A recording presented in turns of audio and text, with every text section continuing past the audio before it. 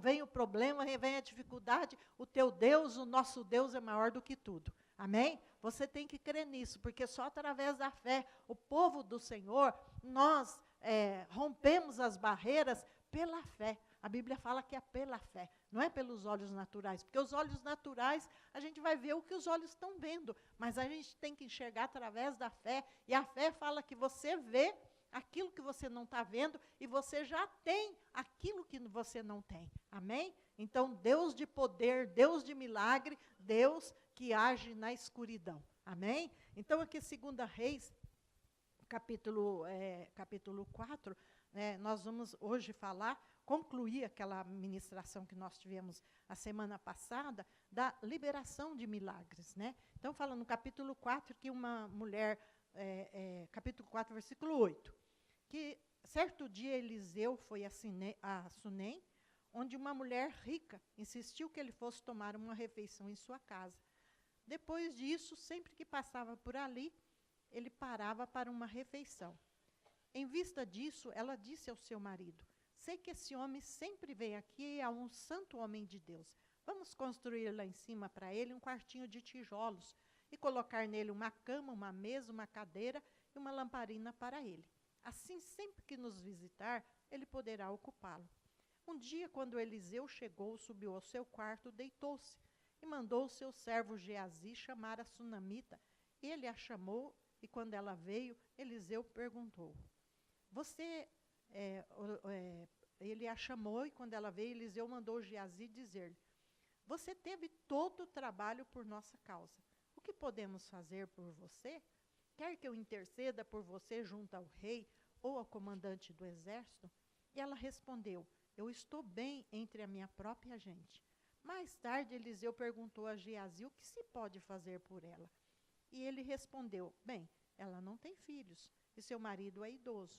Eliseu mandou chamá-la de novo.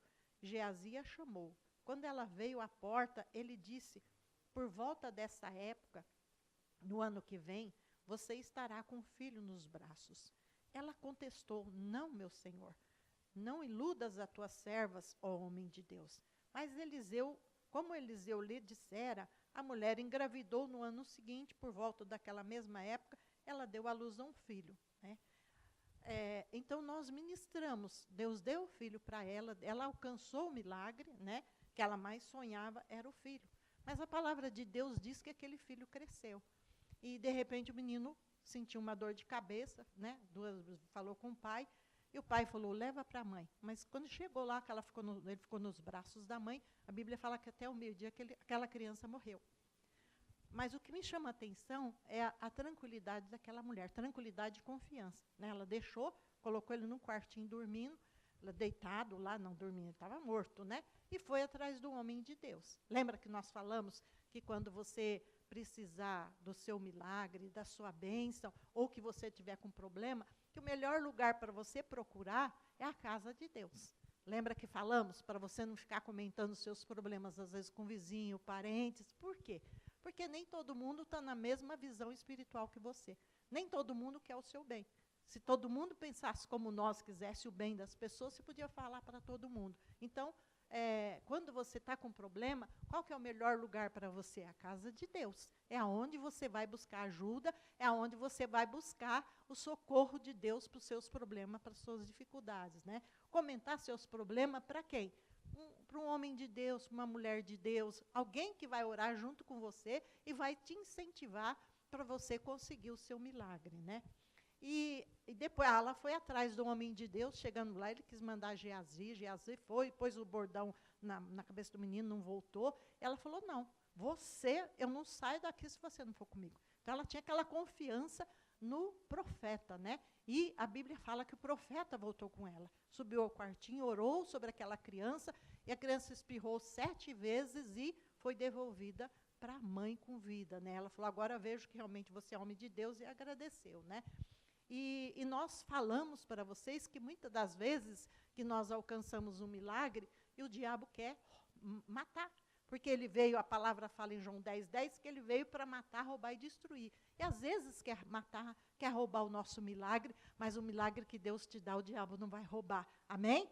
Não vai roubar. Aparentemente, parecia que aquela mulher tinha perdido, né? Porque você imaginar uma criança morta, mas Deus redobrou a vida e devolveu a vida àquela criança, né? Então, se por acaso algum sonho seu que Deus realizou e o diabo quer tirar ou quer roubar, em nome de Jesus, vai ter que devolver, porque o sonho de Deus na sua vida não pode morrer. A bênção do Senhor na tua vida não pode morrer, porque aquilo que Deus dá é permanente para as nossas vidas, né?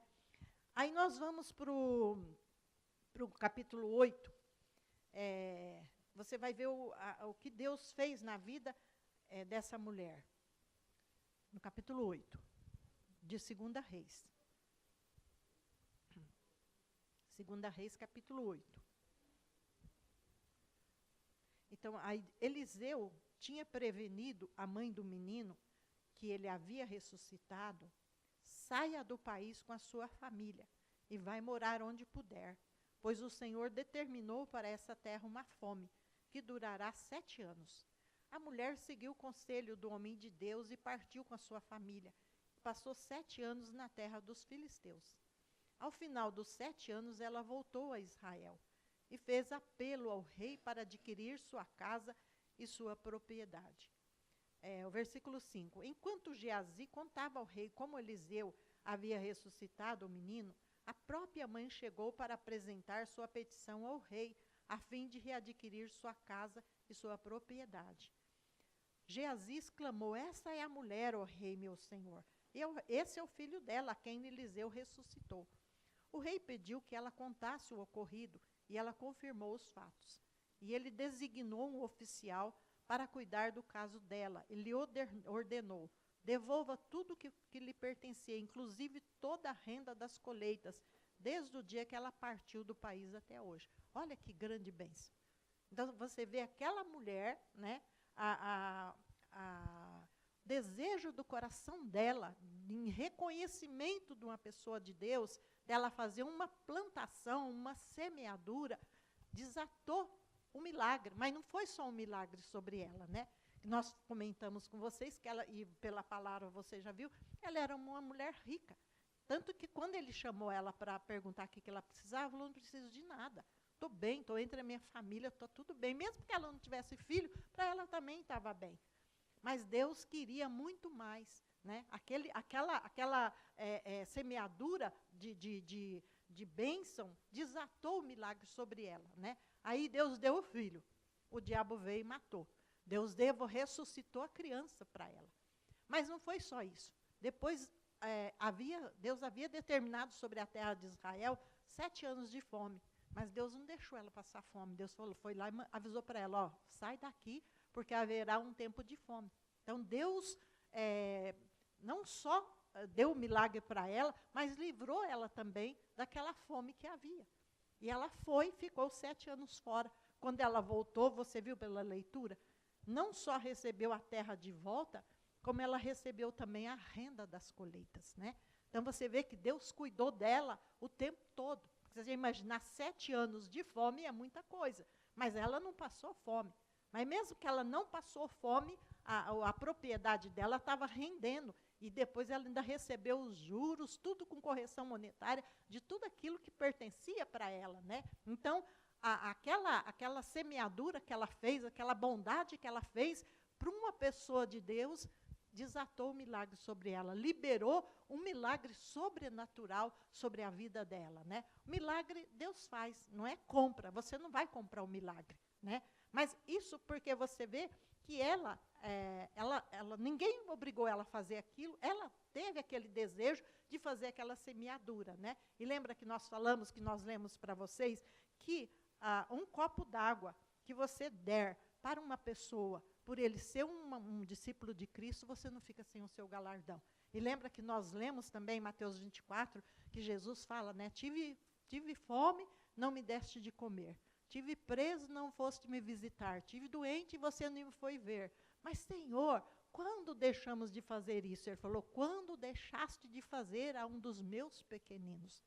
Lembra? Então, a nossa vida, né, não é só você vir na igreja, dar o teu dízimo, a tua oferta, que é tudo voluntário. Meu amado, você fazer semeaduras. faça semeaduras. Eu falei para vocês que eu semeio em ministérios, eu semeio, eu visitei a Campina Grande, tem um orfanato de crianças.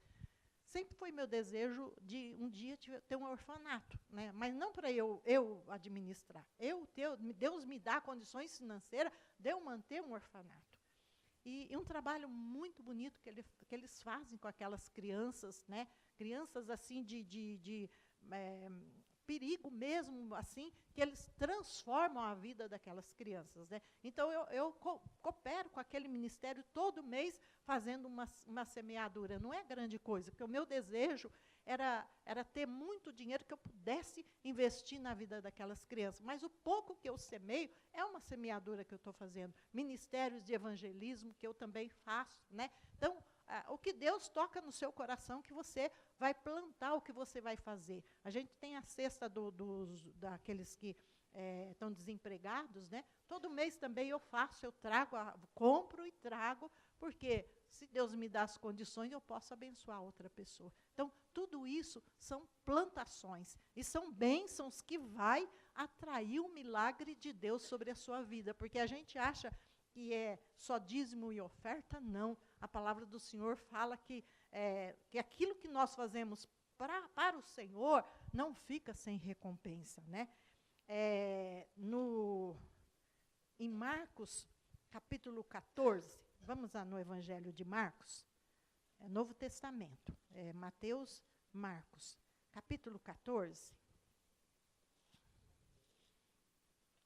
Evangelho de Marcos.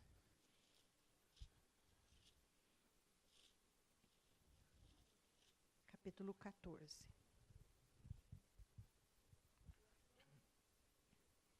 Marcos, capítulo 14, versículo 3. Estando Jesus em Betânia, reclinado à mesa na casa de um homem conhecido como Simão, o leproso, aproximou-se dele certa mulher com um frasco de alabastro, contendo um perfume muito caro, feito de nardo puro. Ela quebrou o frasco e derramou o perfume sobre a cabeça de Jesus. Alguns dos presentes começaram a dizer-lhe uns aos outros, indignado: por que esse desperdício de perfume? Ele poderia ser vendido por 300 denários e o dinheiro dado aos pobres. E a repreendiam severamente. Deixa-na em paz, disse Jesus. Por que estão perturbando? Ela praticou uma boa ação para comigo, pois os pobres vocês sempre terão com vocês. Rosana, você pega um pouquinho de água para mim, por favor?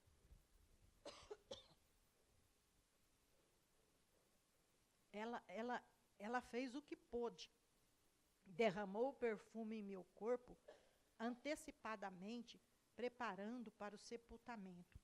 Eu lhes asseguro que aonde quer que o evangelho for anunciado, em todo o mundo, também o que ela fez será contado em sua memória. Aqui também nós vemos outra semeadura de uma mulher. E como também pela palavra fala, o perfume de nardo puro era um perfume muito caro naquela época.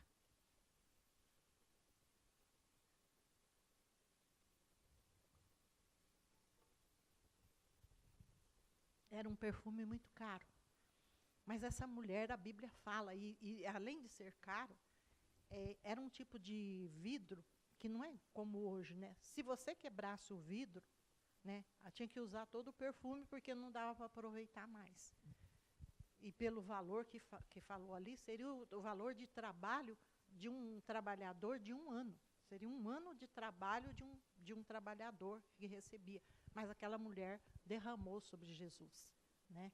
E Jesus fala que aquilo que ela fez, né, ele fala assim, ela fez o que pôde, né? E eu asseguro para vocês que aonde quer que o evangelho for anunciado em todo mundo, o que ela fez será contado em memória. Olha que bênção. Um perfume que aquela mulher colocou sobre Jesus ficou em memória diante de Deus do ato dela, né? Agora nós vamos para o Evangelho de Atos dos Apóstolos. E eu estava orando, Atos capítulo 10. Eu estava orando e pedindo a Deus, porque eu me lembrei, né, além da semeadura daquela mulher, dessa sunamita, eu me lembrei dessa do vaso do alabastro. E quando eu estava, assim, meditando na palavra, Deus me trouxe em memória Atos capítulo 10. Então, vamos lá, para Atos capítulo 10. E você vai ver também que aquilo que nós fazemos fica em memória diante de Deus. Atos capítulo 10, versículo 1, diz assim: havia em Cesareia um homem chamado Cornélio, centurião do regimento conhecido como italiano. Ele e toda a sua família eram piedosos e tementes a Deus. Dava muitas esmolas ao povo e orava continuamente a Deus. Certo dia, por volta das 3 horas da tarde, ele teve uma visão. Viu claramente um anjo de Deus que se aproximava dele e dizia: Cornélio. Aterrorizado, Cornélio olhou para ele e perguntou: o que é, Senhor? O anjo respondeu: suas orações e seus atos de bondades subiram como oferta memorial diante de Deus. Olha, as orações e os atos de bondade que ele fazia estavam em memorial diante do Senhor. Então, tudo que você faz, né? Lembra que eu já ministrei com vocês, não sei se todo mundo vai lembrar, que eu ministrei no Salmo 139, que eu falei que tem um livro da nossa vida. Estão lembrados disso? Que ele fala que o nosso nome está escrito num livro, né?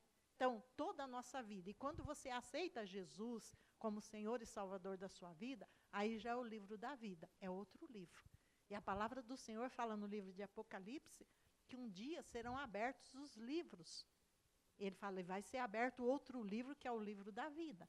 E as pessoas, aquelas pessoas que já estão lá no fogo do inferno queimando, eles vão voltar e eles vão ser julgados por aquilo que está escrito nos livros. Toda a vida deles, porque eles estão lá queimando, sofrendo, mas eles questionam. Muitos deles, né? Eu dei esmola, eu fiz isso, eu era bom, e o que eu estou fazendo? Por que eu estou aqui? Deus foi injusto comigo. Porque eles acham, né, que Deus foi injusto. Mas não, a Bíblia fala que a vida deles está escrita num livro. Deus vai chamar eles, Jesus vai chamar ele, e vai ler o livro dos atos deles. E depois eles vão ser condenados eternamente. Então, eles vão ser julgados e condenados. Isso é juízo de Deus. Os cristãos vão ser julgados. 2 Coríntios 5:10 fala que haverá um julgamento para nós, mas aí já não é para a salvação. Porque a salvação, quando você aceitou Jesus como Senhor e Salvador da sua vida, né, e você entregou sua vida para Jesus, seu nome está no livro da vida. Mas você vai ser julgado através do quê? Dos atos de bondade que você fez. O que você fez de bom? É quando eu falei em Mateus 25, que nós lemos, tive fome e não me deste de comer, tive preso e não foste me visitar, tive nu e não me vestiste, estava doente e você não foi me visitar, mas, Senhor, quando deixei de fazer isso, ou quando foi que eu fiz isso? Ele falou, quando você fez a um dos meus pequeninos, a mim você fez. Então, porque a gente acha, né, que é só, né, a gente não faz boas obras para salvação, não. A salvação sua, se você aceitou Jesus como Senhor e Salvador da sua vida, está garantido. Agora, os galardões vêm através das boas obras daquilo que você fez, né? Qual que é a bondade que você fez? Como eu falei, quando essa mulher, ela fez a semeadura na vida de um profeta. Ela reconheceu ele como profeta e semeou na vida daquele profeta e ela foi abençoada.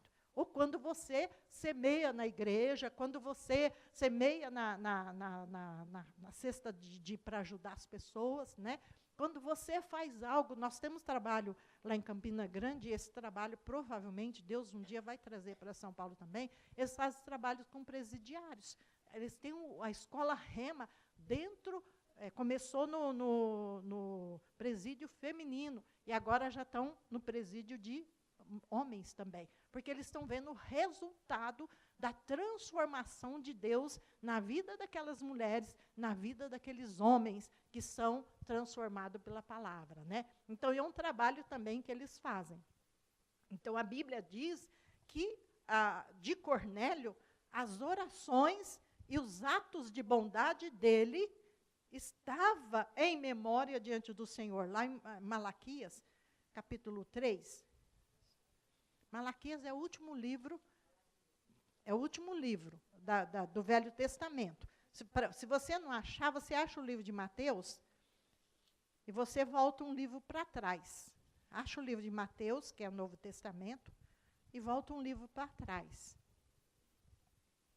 Capítulo 3. Versículo 16.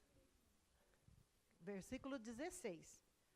Por isso, agora, consideramos felizes os arrogantes, pois tanto prosperam os que praticam o mal, como escapam ilesos os que desafiam a Deus. Depois, aqueles que temiam o Senhor conversavam uns com os outros, e o Senhor ouviu com atenção. E foi escrito um livro como memorial na sua presença, acerca dos que temiam o Senhor e honravam o seu nome. No dia que eu agir, diz o Senhor dos Exércitos, eles serão meu tesouro pessoal. Eu terei compaixão deles como um pai tem compaixão do filho que lhe obedece. Então vocês verão novamente a diferença entre o justo e o ímpio, entre o que serve a Deus e o que não serve a Deus. Amados, novamente a Bíblia fala de um livro escrito como memorial. Tudo que nós fazemos, toda a nossa vida, Salmo 139, a Bíblia fala que toda a nossa vida está escrito no livro. Tudo que nós fazemos, tudo que nós falamos. Por isso que a gente tem que tomar cuidado com o que fala, com o que faz, né? Então, os nossos atos de bondade, tudo, toda a nossa vida está escrito num livro. E um dia vai ser julgado, né? Mas aí, no caso dos cristãos, não é julgamento para condenação, mas o ímpio, sim. O ímpio vai ser julgado por aquilo que está escrito, que ele não pediu perdão, não se arrependeu, e a condenação eterna. Mas por o cristão, não. O cristão pode perder o galardão. Quer dizer, você pode fazer a obra de Deus. Por exemplo, a Bíblia fala também de pessoas que fizeram a obra do Senhor, curou enfermo, expulsou demônio, fez milagres, fez maravilha, mas um dia vai ser reprovado. Mas ele vai dizer, mas Senhor, curei no teu nome, expulsei demônio, fiz milagre, fiz maravilha. Jesus vai responder para ele, não te conheço, não sei nem quem você é, aparta de mim para o fogo eterno, você que praticou iniquidade. Então, muitos homens de Deus vão ser reprovados no final. Eles podem salvar multidões, mas eles vão ser reprovados no final. Por quê? Porque não teve uma vida de dignidade, não teve uma vida no altar como deveria, né? Então, a gente pensa que o juízo de Deus não vem sobre a nossa vida. Vem sim. Por isso que você tem que ter o temor de Deus. Tenha temor de Deus. Às vezes, a gente, sem perceber, a gente comenta a vida de homens de Deus ou uma mulher de Deus. Amados, o conselho que eu dou para você, não fala de homem de Deus. Não fala de mulher de Deus. Por mais que eles estejam errados, eles são autoridade. O que nós temos que fazer? Nós temos que orar. Ora por eles. Ora. Porque por mais que eles... Pode ter os erros deles, mas eles são autoridades constituídas. E a Bíblia fala que quando você toca numa autoridade, você está tocando no próprio Deus, né? Então, ora por eles, abençoa a vida deles, pede compaixão de Deus, se estão fazendo coisas erradas, porque eles vão prestar conta, como eu falei. Naquele dia, aquela vida pode ser reprovada. Vamos dizer que ele viveu aquela vida de desonestidade, mesmo levando uma multidão, pode no final ele ser reprovado e queimar no fogo do inferno, porque com Deus não se brinca, né? Mas nós vemos que essa mulher de Deus, ela desatou um milagre sobre a vida dela por reconhecimento de uma pessoa de Deus e por um ato de bondade que ela fez, né? E Cornélio também, nós vimos que a oferta dele estava em memorial diante do Senhor. E aqui também nós vemos a Bíblia falando de um livro como memorial acerca dos que honram o Senhor e temem o seu nome. E a Bíblia fala que haverá Deus vai ter compaixão dele no tempo da dificuldade, como um pai tem compaixão dos seus filhos. Lembra da mulher sunamita? Na fome, o que Deus fez? Levou ela, falou, ó, sai dessa terra, vai para lá, porque vai ter 7 anos de fome. Deus protegeu ela lá e deu comida para ela, né? Nesses dias de hoje, de que a gente vê, falando de crise, amados, quantos homens de Deus abençoados, quantas mulheres de Deus que são empresários, e Deus trazendo livramento, e Deus, mas a gente mesmo sempre fala, né? Não estamos em crise, nós estamos na bênção, o céu não está em crise, o céu, você pertence ao reino dos céus, e no reino dos céus não tem crise, então na sua vida também não tem crise, e se a crise vem, vai ter que ir embora, em nome de Jesus, amém? Vai ter que ir embora, porque Deus cuida dos seus filhos, Ele cuida dos seus filhos, Ele fala assim, eles serão meu tesouro pessoal, terei compaixão deles, como um pai tem compaixão do filho que lhe obedece. E vocês verão novamente a diferença entre o justo e o ímpio, e o que serve a Deus e o que não serve a Deus. Quantos testemunhos de milagres que nós temos visto de pessoas de fechar grandes negócios, mesmo nessas dificuldades, quantos testemunhos de milagres nós temos visto de pessoas nessa crise que Deus abriu a porta. Por quê? Por eles honrar a Deus. Então, a Bíblia fala que há um diferencial. E no Salmo 56, eu notei isso aqui interessantemente, Salmo 56, que Davi pede para o Senhor, ele fala para o Senhor, Salmo 56,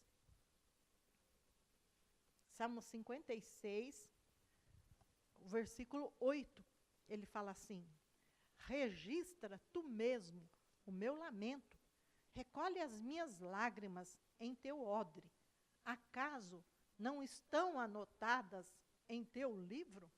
Aí quando eu olhei isso, eu falei, meu Deus, até as nossas lágrimas são anotadas diante do Senhor. A Bíblia fala que são anotadas num livro.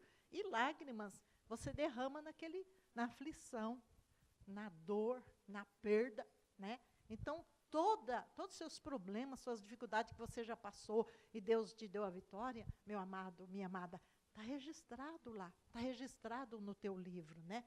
E se ele registra, é porque ele quer te dar a vitória.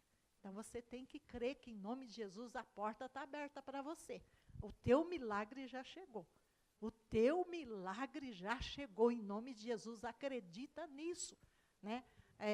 Quantas pessoas que vêm para nós e a gente orienta para registrar a palavra, você pegar os milagres, as promessas de Deus, tem tanta promessa na Bíblia, tantas promessas, e você escrever aquelas promessas e todos os dias você proclamar aquelas promessas. A Bíblia fala que nós temos que falar, você tem o poder da vida e o poder da morte na boca, então todos os dias você falar o teu milagre. Qual milagre que você quer? Em nome de Jesus, qual que é o milagre? Em nome de Jesus, que a gente vê a Dalva, ela quer a cura, pelas pisaduras de Jesus você já está curada, já foi curada, então não vai ser, já foi curada. Então, crê nesse poder da palavra, envelhecer com saúde e vigor, mente perfeita, memória perfeita, cérebro perfeito. Eu oro pela minha irmã todos os dias que a gente cuida dela, e eu oro por isso na vida dela, né? Para que tenha uma velhice tranquila, uma velhice abençoada, porque Deus cuida dos justos, até na velhice Ele cuida de você. E no Salmo 92 ele fala que na velhice ainda darão frutos. Então você ainda vai dar muito fruto para o Senhor, em nome de Jesus, amém? Você crê nisso? Então você vê que uma plantação dessa mulher na vida de um homem de Deus, um milagre, uma plantação que ela fez, quanto milagre atraiu sobre a vida dela, né? Então, que o Senhor te dê sabedoria, para que você possa semear sempre, abrir a tua mão, semeia na obra de Deus, semeia em missões, semeia na cesta básica, sempre quando você vir para a igreja, traz um pacote de arroz, um pacote de feijão, uma lata de óleo, que para você não é tanto, mas para aquele que está desempregado, passando necessidade, isso faz um grande diferencial. E há um memorial diante do Senhor. Porque às vezes nós pensamos só em nós e nós esquecemos daqueles que são necessitados, né? Então, tudo que você faz, toda semente que você planta, há um milagre te esperando. E Deus leva em consideração os milagres sobre as nossas vidas e as nossas semeaduras também. Amém?